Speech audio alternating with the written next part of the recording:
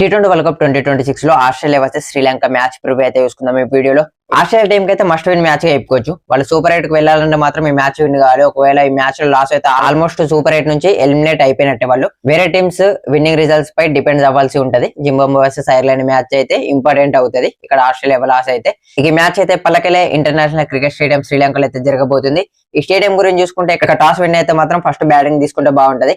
ఎందుకంటే first batting చేసిన వాళ్ళు ఎక్కువ టైమ్స్ అయితే విన్ అయ్యారు. టోటల్ గా 31 T20 మ్యాచెస్ జరుగుతాయి. అందులో 17 మ్యాచెస్ ఫస్ట్ బ్యాటింగ్ చేసిన వాళ్ళు విన్ అయితే, సెకండ్ బ్యాటింగ్ చేసిన వాళ్ళు 13 మ్యాచెస్ విన్ అయ్యారు. సో హై స్కోరింగ్ గ్రౌండ్ గానే చెప్పుకోవాలి. ఇది ఫస్ట్ ఇన్నింగ్స్ లో బ్యాటర్స్ కి చాలా మంచి హెల్ప్ చేస్తుంది. సెకండ్ ఇన్నింగ్స్ లో కొంచెం పిచ్ లో క్రాక్స్ ఓపెన్ అయ్యి స్పిన్నర్స్ కి అయితే హెల్ప్ఫుల్ ఉంటది అని చెప్పొచ్చు. చేజ్ చేయడం అయితే చాలా కష్టం ఈ గ్రౌండ్ లో.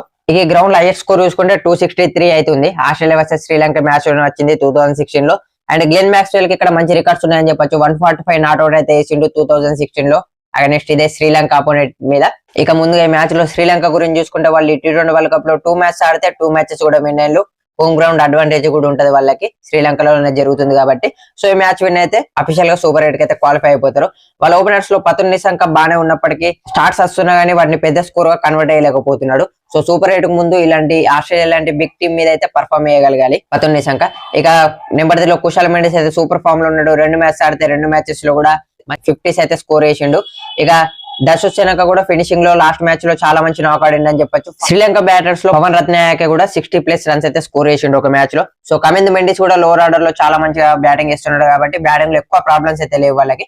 టాప్ ఆర్డర్ లో ఓపెనర్ మంచి స్టార్ట్ ఇస్తే మిడిల్ ఆర్డర్ లో బ్యాటర్స్ అయితే మంచి రన్ స్కోర్ చేయడానికి అయితే ఉంటది. శ్రీలంక బౌలింగ్ గురించి చూసుకుంటే ఫస్ట్ మ్యాచ్ లో పన్నెండు అవసరంగా బ్రిలియంట్ పర్ఫార్మెన్స్ తర్వాత టోర్నమెంట్ నుంచి రూల్డ్ అవుట్ అయితే అయిపోయిండు. మిగతా బౌలర్స్ లో దుష్మంత్ చమేరా గానీ, పతిరానా గానీ, మహేష్ తీక్షణ, దునిత్ వెలాగ్లే సో అందరు కూడా మంచి పర్ఫార్మెన్స్ ఇస్తున్నారని చెప్పొచ్చు. బౌలింగ్ లో పెద్ద ప్రాబ్లమ్స్ అయితే లేవు. కమింద్ మెండిస్, దశున్ చనక లాంటి ఆప్షన్స్ కూడా ఉన్నాయి వాళ్ళకు బౌలింగ్ లో కావాలంటే. ఇక మ్యాచ్ లో ఆస్ట్రేలియా గురించి చూసుకుంటే 2 మ్యాచ్ ఆడితే ఒక మ్యాచ్ విన్ అయ్యారు. జింబాబ్వేతో లాస్ట్ మ్యాచ్ లాస్ అవడంతో ఈ టోర్నమెంట్ లో సూపర్ 8 క్వాలిఫికేషన్ అనేది కొంచెం టఫ్ అయిందని చెప్పొచ్చు ఆస్ట్రేలియాకి. సో వాళ్ళకు చాలా మెయిన్ ప్లేయర్స్ లేరు. ఇంజురీస్ ప్రాబ్లమ్స్ వల్ల టీమ్ అయితే కొంచెం వీక్ గా కనిపిస్తుంది. లాస్ట్ మ్యాచ్ లో బ్యాటింగ్ ఫెయిల్యూర్ అయితే చూసుకోవచ్చు మనకి. ఓపెనర్స్ లో అంత మంచి స్టార్ట్ రాలేదు వాళ్ళకి. ఇక నెంబర్ 3 అండ్ నెంబర్ 4 లో వచ్చిన Cameron green, team David duck out అవడంతో సో కేజ్ అయితే టఫ్ అయిందని చెప్పొచ్చు. మిడిల్ ఆర్డర్ లో గ్లెన్ మ్యాక్స్వెల్ 30+ రన్స్ స్కోర్ చేసినప్పటికీ 96 స్ట్రైక్ రేట్ ఉండడం ఇబ్బంది. సో ముందు మ్యాచెస్ లో బాగా పర్ఫార్మ్ చేయడానికి వీలు ఉంటది అనుకుంటున్నా. లోవర్ ఆర్డర్ లో మ్యాట్ రెన్షా అనే బ్యాటర్ అయితే చాలా మంచి నాక్ ఆడిందని చెప్పొచ్చు అండర్ ప్రెజర్ లో లాస్ట్ మ్యాచ్ లో ఆస్ట్రేలియాకి. సో 65 రన్స్ అయితే స్కోర్ చేసి 44 బాల్స్ లో. అంతకు మించి పెద్ద పాజిటివ్స్ అయితే లేవు లాస్ట్ మ్యాచ్ లో వాళ్ళకి.